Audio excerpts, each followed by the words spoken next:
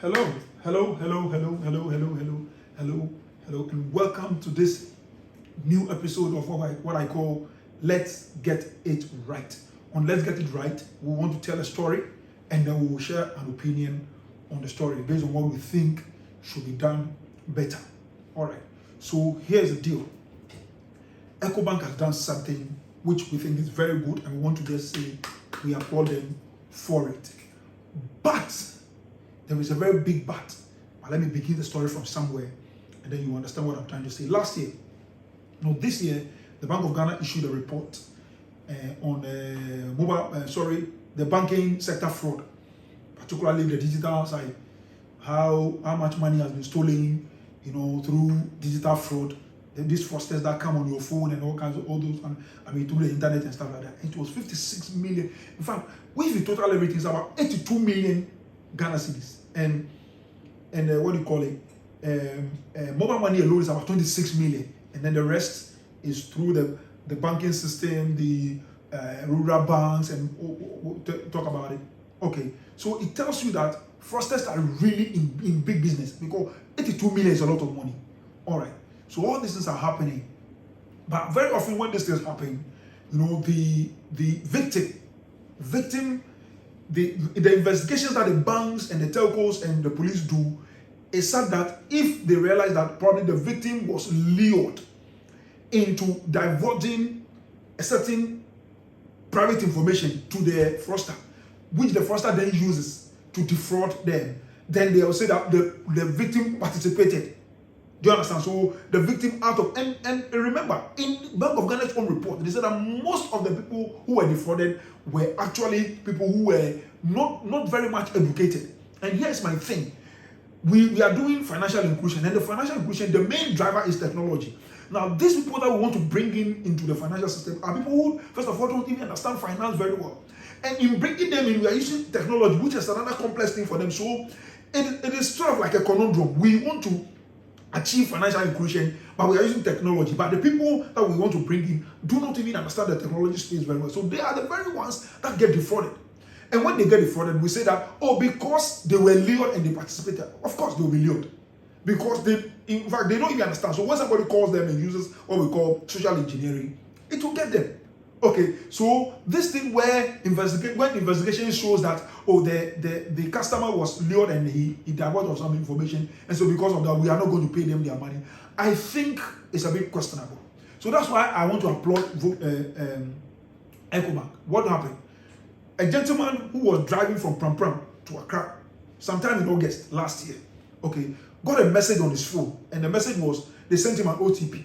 OTP is that one-time password. So normally it's like using 6 digits or 4 digits, and they will say you need to dial this number onto a certain platform, and then it will approve a certain transaction on your account or mobile money, whatever.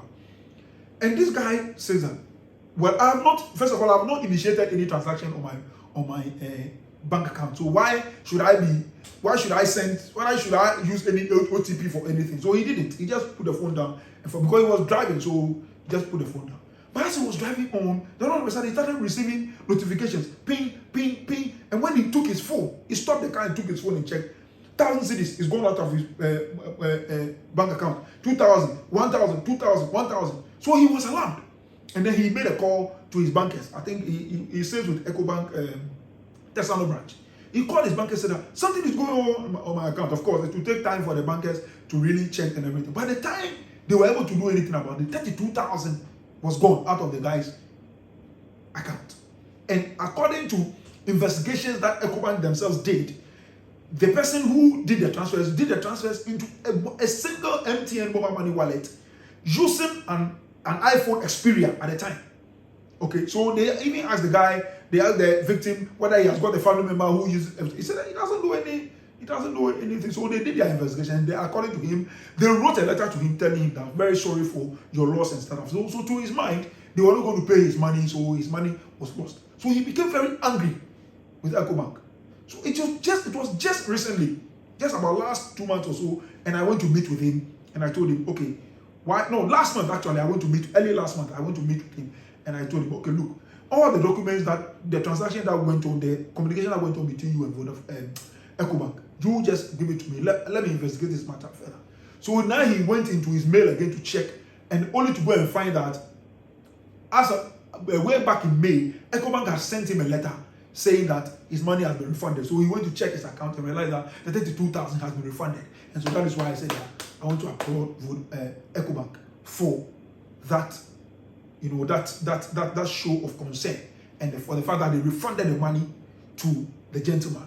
Okay, but even though they have refunded the money, it's worrying for me. Why? Because the banks and telcos always make us think that the only way anybody can break into our accounts with them or our mobile money wallets with them is through what we call social engineering, i.e. when the person calls you, appeals to your emotions, and then makes you think that he's trying to help you, and then you then leads you to divulge some information to them, maybe your PIN number or what the OTP, as in this case, in the case of this guy.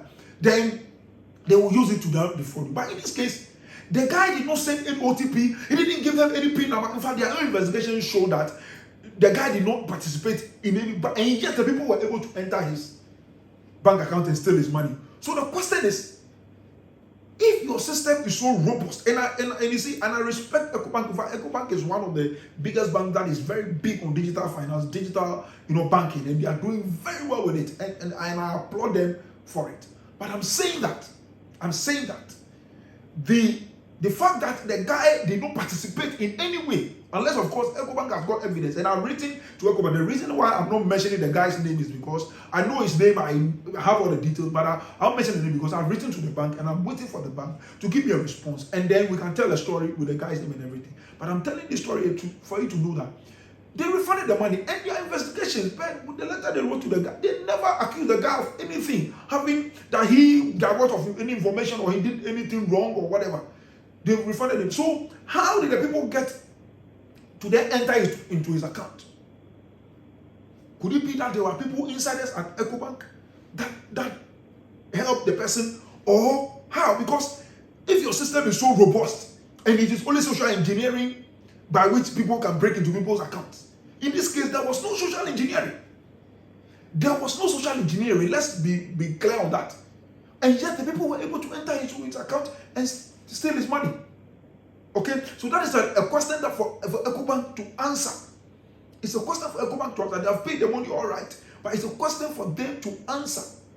And it brings me to my next point, which is that I think the Bank of Ghana has to now begin to ensure that anytime anybody's money is stolen, in fact, the investigations, the attitude, the orientation should be more towards refunding the money. The bank or the telco or whatever must refund the money. Because if they do those refunds, then they begin to lose money, they will not be serious with their cybersecurity, and then they will use the right tools and right software and stuff like that to do their cybersecurity. I'm not saying this as a matter of fact, but I've been told by someone from within the space that a lot of these banks and all these institutions use all kinds of free and very cheap cybersecurity softwares. Do you understand? So it is very easy for people, for small boys sitting in somewhere, some corner, to break through people's, to break through the system and enter into people's accounts and steal people's monies. So they have to sit up. They have to sit. The Bank of Ghana have to now begin to ensure that, look, you ensure that when somebody's money is stolen, the bank or the telco, they refund their money, like ECOBANK has done.